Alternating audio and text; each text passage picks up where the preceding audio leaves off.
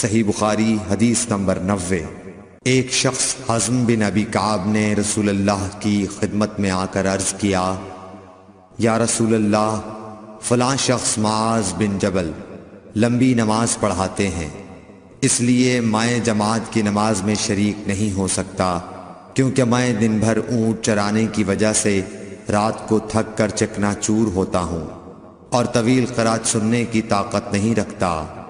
ابو مسعود راوی کہتے ہیں کہ اس دن سے زیادہ میں نے کبھی رسول اللہ صلی اللہ علیہ وسلم کو وعظ کے دوران اتنا غضبناک نہیں دیکھا۔ آپ صلی اللہ علیہ وسلم نے فرمایا، اے لوگو، تم ایسی شدت اختیار کر کے لوگوں کو دین سے نفرت دلانے لگے ہو۔